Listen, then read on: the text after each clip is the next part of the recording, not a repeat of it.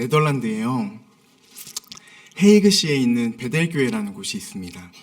근데 그 교회에서 약 97일 동안 쉬지 않고 예배를 드렸다고 합니다. 이 예배는 어떻게 시작되었냐면요. 망명을 신청했지만 기각되어서 추방 선고를 받은 한 가정을 위해서 이 베델교회라고 하는 곳이 예배를 시작했다고 합니다. 약 100일 동안의 기간 동안에 예배를 계속해서 드린 것이죠. 그런데 이 망명을 신청했다가 기각된 사람이 경찰로 잡혀가거나 끌려가지 않았던 이유는 네덜란드 법에요. 경찰이 종교적 의식이 행해질 때 이제 그 교회, 그 공간에 들어가지 못한다고 합니다.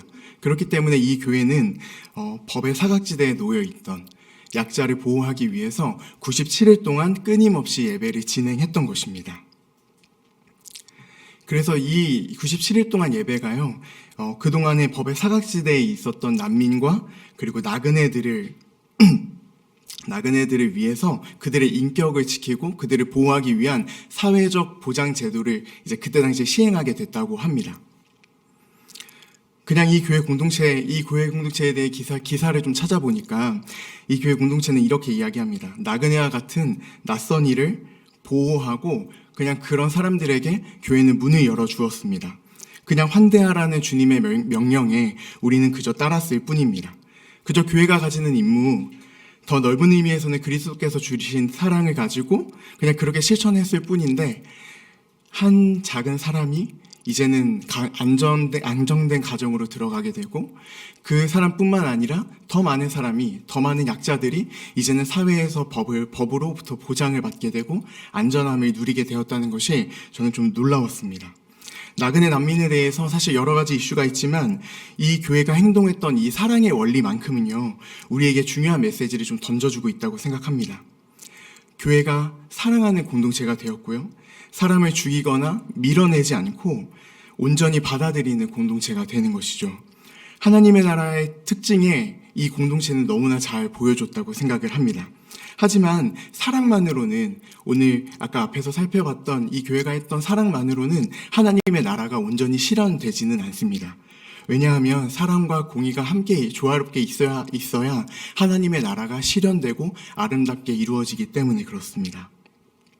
요즘에 성경 유형 검사라고 해서 되게 유명한데 이기적인 사람이 아니죠. 정서적인 사람 그리고 이성적인 사람을 두고 우리가 무엇이 더 좋다고 이야기하지 않지 않습니까? 무엇이 더 나은 성격이라고 이야기하지 않는 것처럼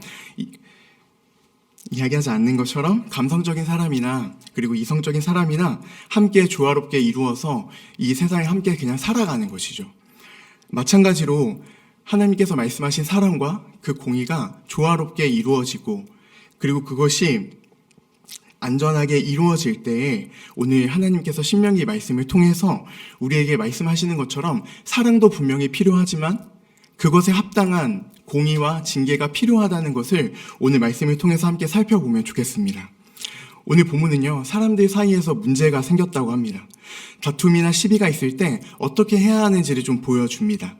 잘못된 것을 분명하게 좀 판단하고 잘못된 일에 대해서는 잘못한 만큼 재판관이 적당한 벌을 내릴 수 있도록 합니다. 우리는 계속해서 매일 성경을 통해서 신명기 말씀을 보고 있습니다. 하나님께서 신명기를 통해서 이스라엘 백성들에게 요구하는 어떤 규칙과 삶의 원리들은 무언가 잘못을 했거나 그럴 때에 추궁하고 너는 이제 심판을 받아야 돼. 또는 너는 이제 다시 살아갈 수 없는 그냥 구제불능의 상태야 라고 말씀하시는 것이 아니라 하나님께서 이끌어 가시는 이 이스라엘 공동체가 이제는 공동체로서 어떻게 살아가야 되는지, 어떻게 회복하고 하나님 나라를 이루어갈 것인지에 대해서 이야기하고 있습니다. 그러니까 이 공동체가 거룩하게 유지되기 위해서 훼손되지 않고 안전한 공동체가 되기 위해서, 안전하게 하나님을 예배하기 위해서 하나님은 계속해서 명령들과 규칙들과 삶의 원리들을 설명하는 것이죠. 그래서 이러한 문제가 생겼을 때 다툼이나 시비, 좀 시시비비를 가려야 되는 상황이 올 때에 문제가 있다면, 잘못한 것이 있다면 꼭 처벌하라는 것입니다. 죄는 미워하되 사람을 미워하지 말라고 말씀하신 것처럼 그 죄와 한 인간을 분리시키는 것입니다. 그 죄가, 그 잘못이 그 공동체에 더 이상 발붙일 수 없도록 한다는 주님의 뜻이 담겨 있는 것이죠. 저희 오늘 읽었던 1절 말씀 같이 함께 읽어보면 좋겠습니다. 1절 말씀입니다. 같이 읽겠습니다. 시작. 사람들 사이에서 생겨 재판을 청하며 재판장은 그들을 재판하여 의인은 의롭다 하고 악인은 정죄할 것이며. 아멘. 1절은요, 너무 좀 당연한 이야기를 하고 있는 것 같습니다. 이 당연한 이야기는 그냥 재판을 공정하게 하라는 말입니다. 재판을 공정하게 하는 것 당연한 것 아니겠습니까? 그런데 당연한 것을 계속해서 하라고 이야기합니다. 성경이 염두하고 있는 부분은 무엇일까요? 그 어느 누구도 죄에서 자유할 수 없다는 것을 이야기하는 것 같습니다. 왜냐하면 죄를 지어서 재판장 앞에 선 사람도, 그리고 그 죄를 처벌해야 하는, 그리고 죄의 경중을 매겨야 하는 사람도 죄 앞에서 자유로울 수 없기 때문에 그렇습니다. 그래서 그 안에 사람들이 죄성을 갖고 있기 때문에 그 안에서 공정하고 올바른 판단이 이루어질 수 있도록 조심하고 판단해서 더 이상 억울한 일이 일어나지 않게, 그 죄에 대해서는 그 죄값만 치를 수 있게 공정하게 재판을 해야 한다고 말씀하시는 것이죠. 오늘 1절의 말씀은 심지어 범죄를 저지른 사람조차도 보호를 받아야 하는 대상이라고 이야기를 하고 있습니다. 범죄가 있는 현장에서 그가 잡혔을 때, 현장에서 딱 잡혔을 때에도, 또는 다른 사람들의 증언을 통해서 이 사람이 범인이라고 이야기가 될 때에도 바로 죽임을 당하거나 바로 다른 사람들의 감정에 의해서 보복하거나 처벌하지 않습니다. 그냥 공간과 시간을 조금 이동해서 법정이라는 곳으로 이동시킨 후에 그 죄의 증거를 확인해보고 그 죄를 그 자리에서 확정하겠다는 것입니다. 그래서 심지어는 일반적으로 형사법에 위배되는 이 처벌은 사형이지만 이 재판을 통해서 사형 대신에 매를 맞는 것도 허용하겠다, 임의적 권한도 있음을 오늘 성경에서 좀 볼 수 있습니다. 이것을 볼 때 오늘 이 성경 1절에서 하는 이 말씀은 정확하게 판단하려는 목적을 가지고 있고, 그 죄를 통해서 사람을 죽이는 판단보다는 어떻게 하면 이 사람이 살아갈 수 있을까, 어떻게 하면 이 사람에게 기회를 줄 수 있을까, 어떻게 하면 소망을 줄 수 있을까를 고민하는 것처럼 보여줍니다. 죄를 정확하게 판단하는 것도 물론이고, 나아가서 어떻게 회복할 수 있을까, 어떻게 하면 살아갈 수 있을까를 함께 고민하는 것이죠. 때때로 우리는 이런 생각을 할 때가 있습니다. 스스로 의로운 재판관이 됐다고 이야기하면서요, 누군가는 의인이다, 누군가는 죄인이다 판단하기 시작합니다. 속으로 생각할 때도 있고 겉으로 표출할 때도 있습니다. 마찬가지로 저도 타인의 말과 행동으로 인해서 누구는 정말 좋은 사람이다, 누구는 나쁜 사람이다 판단하기도 합니다. 때로는 그 사람과 마주하기 싫을 정도로 제 안에서 낙인을 찍어버려서 마주하기가 너무 어렵고, 심지어는 전화도 너무 하기 싫고, 그럴 때가 있습니다. 타인의 생각이 바뀌지 않을 정도로 제 마음속에서 사람을 낙인 찍기도 하는 것이죠. 그러니까 사람을 죽이고 사람을 밀어내는 행동인 것입니다. 여러분, 사적인 원한이나 복수, 타인을 향한 나쁜 마음을 내가 가지고 있는지 판단하는 가장 확실한 방법이 있습니다. 그것은 무엇이냐면, 내가 지금 지적하고 판단하고 있는 그 사람이 회개할까 걱정이 된다면 우리의 마음에 원한과 복수심이 있는 것입니다.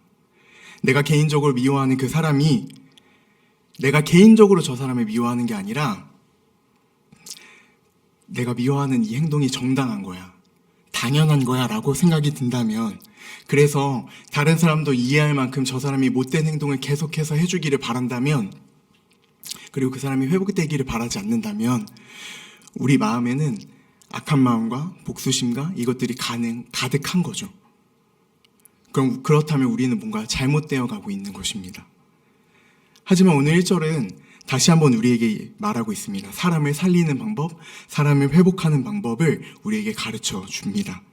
사랑하는 성도 여러분과 제가 더 이상 내적으로 외적으로 다른 사람들을 정죄하지 않고요, 그 사람의 인격을 죽이지도 않고 어떻게 하면 살릴 수 있을까, 어떻게 하면 회복시킬 수 있을까 끊임없이 고민하는 시간이 되었으면 좋겠습니다. 저 2절 한번 같이 읽어보도록 하겠습니다. 시작. 악인에게 태형이 합당하면 그 사람은 그를 엎드려 하고 그 앞에서 그의 죄에 따라 수를 맞추어 때리게 하라. 만약 죄를 저지른 것에 따라서 판단했을 때 그 사람이 태형, 즉 이제 맞는 벌을 받아야 합당하다고 생각이 든다면 유죄 판결을 받은 사람은 이제 자신의 구체적인 범죄에 따라서 매를 만든 매의 양이 결정되게 되고요. 그리고 엎드려서 자기가 마땅히 받아야 할 그 죄의 값을 치르게 됩니다. 가정해보면 죄를 지어서 죽어 마땅한 사람이지만 태형을 통해서 다시 한번 기회를 그냥 주는 것이죠. 그리고는 이 사람은 자신이 지었던 죄에 대해서 다시 한번 생각하고 고민하게 됩니다. 그리고 그것에 합당한 책임을 질 수 있도록 이 공동체가 그렇게 만들어가는 것이죠. 그 사람이 살아갈 수 있도록 함께하는 그런 공동체가 되어가는 것입니다. 저희 3절 같이 한번 읽어보겠습니다. 3절입니다. 시작. 40일까지는 때리려니와 그것을 넘기지는 못할지니 만일 그것을 넘겨 매를 지나치게 때리면 내가 내 형제를 경히 여기는 것이 될까 하노라. 사실 징벌의 목적은 잘못한 것에 대한 보복이나 복수가 아닙니다. 그리고 이것은 이런 죄를 지었으니까 몇 대 정도는 맞아야 돼 하는 것도 아니죠. 징벌은 회개와 사랑의 의미를 동시에 가지고 있습니다. 돌이키게 하고 더 나아가서 회복시키는 것입니다. 그리고 사랑을 주고 그 사람을 가엾게 여기는 것입니다. 매를 맞는 벌을 줄 때에는 적어도 40대까지만 때리게 합니다. 어떠한 경우에도 매는 40대를 넘기지 않도록 합니다. 성경을 살펴보면 40이라는 단어가 종종 등장하게 되는데요. 가까이에서는 이스라엘 백성들이 광야를 돌 때에 40년을 돌았음을 우리는 볼 수 있습니다. 40년의 광야에서 계속해서 방황했습니다. 그리고 그 이후에는 하나님께서 약속하신 약속의 땅으로 들어갑니다. 방금 나눈 이야기처럼 징벌의 목적은 하나님이 어떤 벌을 주시겠다, 징벌하겠다 그 목적보다 복수를 하겠다는 목적보다는 돌이키게 하고 회복시키는 데에 더 의미를 두고 있습니다. 40년 광야에서 그들이 방황을 한 후에요. 그들이 마주했던 것은 하나님의 약속의 땅이었습니다. 물론 바로 들어가지는 못했습니다. 즉시 주어진 것은 아니죠. 근데 40년 동안 그들과 함께했던 하나님이 우리에게 어떠한 존재인지를 다시 한번 생각하게 하고 우리가 그 땅에 들어갈 때는 다시는 그렇게 하지 말자. 우리가 그 땅에 들어갈 때에는 다시 하나님의 말씀을 찾고 돌아가자라고 이야기를 하는 것이죠. 태형도 그런 의미에서 맞는 것도 태형 의미도 살펴본다면 보복과 복수의 개념이 아니라 그 사람이 매를 맞기 직전까지 모든 과정들을 세심하게 좀 살피고요. 혹시나 즉시 올라오는 감정들이나 우리가 잘못 살핀 것은 없을까 고민하면서 판단하게 됩니다. 그렇게 고민하면서 재판장으로 같이 향해 가는 것이죠. 그 사람이 억울하지 않게 그 죄가 정말 정당한 값을 치를 수 있게 이 공동체가 도와주는 것입니다. 그리고 매를 맞은 이후에는 그 사람이 죽음 앞에 놓여 있는 게 아니라 다시금 살아갈 수 있도록 회복하고 희망을 주는 것입니다. 고린도후서 11장 24절의 말씀을 함께 읽어보면 좋겠습니다. 같이 읽겠습니다. 시작. 유대인들에게 40에서 하나 감한 매를 5번 맞았으며. 바울은 자신이 유대인에게 맞았던 기억을 이제 설명을 하고 있는데요.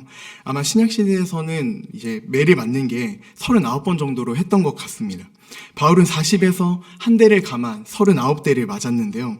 우리가 살펴본 40대라고 기록되어 있는데 왜 바울은 39대를 맞았을까요? 왜 한 대는 남겨두었을까요? 너무 많이 맞으면 그 사람이 다치고 죽을까봐 한 대를 그냥 남겨둔 것일까요? 일반적으로 유대인들이 태형할 때 누군가를 이제 집행할 때 사용했던 그 채찍을 보면 총 3가닥으로 되어 있었다고 합니다. 그러니까 역사적으로 살펴보면 한 대를 때릴 때 세 대를 맞게 되는 것이죠. 그러니까 곱셈을 해보면 14번을 때리면 합이 40을 넘어갑니다. 그렇기 때문에 13대, 즉 40이 넘지 않도록 한 대를 그냥 남겨두는 것이죠.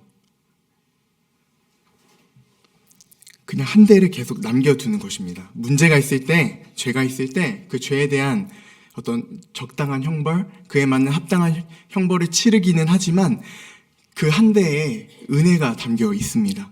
결국 한 대를 때리지 않는 것이죠. 유진 메릴이라는 학자는 때로는 이 유대인들이 40대를 때리다가 까먹을 수도 있으니까 실제로는 한 대를 덜 때리거나 그 안전하게 때렸다는 기록을 살펴볼 수 있습니다.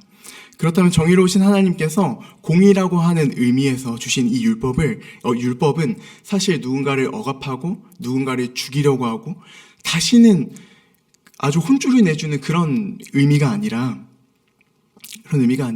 우리에게는 자비를 허락하고 그 사람에게는 한 대 또는 여러 대를 양보함으로써 그 사람이 회복할 수 있도록 도와주는 것이죠.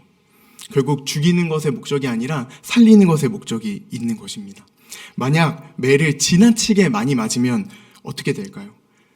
그의 생명이 너무나 위태롭습니다. 보복하는 마음과 복수하는 마음으로 그 사람을 때리게 된다면 그 사람의 생명은 위태롭습니다. 하나님께서 사랑하시는 그 생명이 그 숨이 끊어지는 것입니다. 지난주에 김소연 목사님께서 수요 예배 때 생명에 대해서 이야기해 주셨습니다. 그것은 참 고귀한 것이라고, 그것은 정말 중요한 것이라고, 그것은 우리가 지켜가야 하는 것이라고 이야기하셨습니다. 동일합니다. 매를 지나치게 때리게 되면 훼손됩니다. 하나님께서 사랑하시는 한 인격이 훼손됩니다. 그리고 그 마음이 훼손됩니다. 하나님께서 매의 개수를 정해주신 이유, 하나님의 형상을 그대로 닮은 인간이 더 이상 훼손되지 않도록, 그의 마음이 더 이상 다치지 않도록 하나님께서 보호하시는 것이죠. 그리고 인간들에 의해서 한 대 또는 여러 대 양보하고 그 사람을 지켜주는 것이죠. 마치 그리스도가 우리를 너무나 사랑하시는 것처럼, 십자가에 자신의 몸을 내어 던진 것처럼 하나님께서 우리를 더 이상 훼손시키는 이 죄로부터 우리를 보고만 있을 수 없어서 그 아들을 보내셔서 십자가에 자신을 내어 던진 것처럼 우리가 회복될 수 있도록 하나님께서 법과 제도를 마련해 주신 것이죠. 이사야 53장 5절을 함께 보면 좋겠습니다. 함께 읽어보겠습니다. 시작. 그가 찔림은 우리의 허물 때문이요 그가 상함은 우리의 죄악 때문이라. 그가 징계를 받음으로 우리는 평화를 누리고 그가 채찍에 맞음으로 우리는 나음을 받았도다. 아멘. 그리스도께서 우리를 위해서 매를 맞으셨다고 합니다. 그가 찔림은 우리의 허물 때문이라고 이야기하고 그의 상함은 우리의 죄악 때문이라고 이야기합니다. 그가 징계를 받고 우리는 평화와 나음을 얻었다고 오늘 이사야서는 기록하고 있습니다. 그리스도께서 맞으심으로 우리에게 회복이 찾아왔습니다. 하나님께서 만드신 이 허락하신 징계와 징벌은 절대 우리를 죽게 하지 않습니다. 오히려 살리시고 회복하시는 것이죠. 하나님의 목적에 맞게 회복과 자비가 이 징벌 안에 함께 있는 것입니다.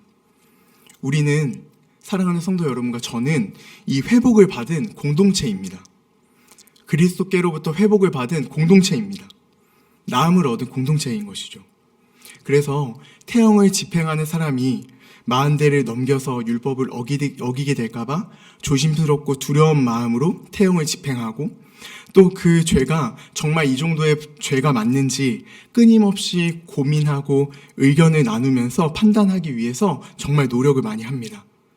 그것이 하나님에 대한 마음도 있겠지만 더 나아가서는 그 사람의 인격이, 그 사람이 하나님의 형상으로 지음받은 사람으로 보이기 때문에 그 사람을 지키고 싶어서, 그 사람을 위로하고 싶어서, 그 사람을 살리고 싶어서 좀 더 정확하게 따져서 회복시킴과 동시에 살리는 것이죠. 만약 내 가족이 태형을 받아야 한다면, 그리고 그걸 집행하는 사람이 나여야만 한다면 얼마나 정확하고 얼마나 세세하게 따져서 태형을 집행하겠습니까? 사랑하는 마음을 담아서 억울하지 않게 최선을 다하겠죠. 이스라엘 공동체는 그런 공동체였습니다. 그리고 하나님께서 우리를 위해서 보내주신 이 공동체도 그런 공동체입니다. 세세하게 살피고요, 세세하게 사랑하는 공동체입니다. 오늘 우리가 살펴봤던 이 이스라엘 백성들에게 주신 하나님의 법이 사랑으로 좀 보이는 것 같습니다. 사랑으로 좀 보이고 세심하게 살피는 것처럼 보입니다. 이러한 사랑을 좀 보다 보면 이런 생각이 듭니다. 우리의 마음에, 또는 내 마음에 진짜 이러한 사랑이 있는가, 이러한 마음의 여유가 정말로 존재하는가에 대한 질문이 듭니다. 타인을 바라볼 때 그 사람이 회복하고 다시금 성장할 수 있는 눈으로 바라보시나요? 아니면 그 사람은 내가 포기한 사람이야, 내가 손을 놓은 사람이야 라고 하면서 보시나요? 그 사람이 내적으로 외적으로 건강해질 것을 바라보면서 그 사람을 대하시나요? 아니면 적당한 거리와 적당한 말투, 적당히 신사다움을 유지하면서 거리를 두시나요? 그 사람이 몇 대를 맞던지, 그 사람이 어떤 오해를 사던지, 그 사람이 그냥 죽던지 말던지 그저 보고만 계신가요? 아니면 어떻게 하면 회복할 수 있을지, 사랑할 수 있을지 고민하시나요? 사랑하는 성도 여러분과 제가 더 이상 우리의 삶에서 누군가를 훼손하는 일이 없었으면 좋겠습니다. 마음으로든 육적으로든 상처를 주기보다는 어떻게 하면 살릴 수 있을까? 어떻게 하면 행복할 수 있을까? 함께 좀 고민하면 좋겠습니다. 저도 그게 참 어려운 것 같습니다. 어렵고 돌아보면 사과해야 될 일이 참 많고 이기적으로 행동했던 때가 너무나 많이 있었던 것 같습니다. 용서를 구하는 일도 참 많았죠. 그런데 죄인된 우리를, 그러니까 그런 상태에 당연 죄가 있기 때문에 당연한 그런 상태인 우리를 위해서 그리스도께서 우리를 바라보실 때 너희는 망했어, 그냥 진노의 자녀처럼 보시는 게 아니라 사랑의 눈으로 더 나아가서 회복하여서 그리스도 예수를 닮을 것을 보시면서 우리를 대해주시는 하나님을 기억한다면 우리는 더 이상 누군가를 훼손하지 않을 수 있습니다. 왜냐하면 우리의 마음 안에는 그리스도 예수님이 계시기 때문에 그렇습니다. 그가 사랑하는 대로 우리도 자연스럽게 사랑하고 그가 원하는 대로 다른 사람들을 도와주고 보호해 주는 것이죠. 아까 서두에 얘기했던 그 베델 교회처럼 우리 수원 꿈꾸는 교회도 그렇게 될 수 있습니다. 약자를 보호하고요, 어려운 이가 있을 때 도와주는 손을 건네는데 거침없는 손을 내어줄 수 있습니다. 무언가 필요하다고 하면 덤으로 주고요, 무언가 도와달라고 하면 우리 가족을 데리고 가는 그런 공동체가 우리 수원 꿈꾸는 교회 공동체가 되면 좋겠습니다. 사랑 안에 두려움이 없다고 이야기하시고, 그리고 그 두려움을 뚫고 우리를 사랑하신 그 하나님께서 우리를 계속해서 인도해 갈 것입니다. 그래서 우리가 거침없이 사랑하고 거침없이 내어주는데 두려워하지 않는 그런 우리 공동체가 되었으면 좋겠습니다.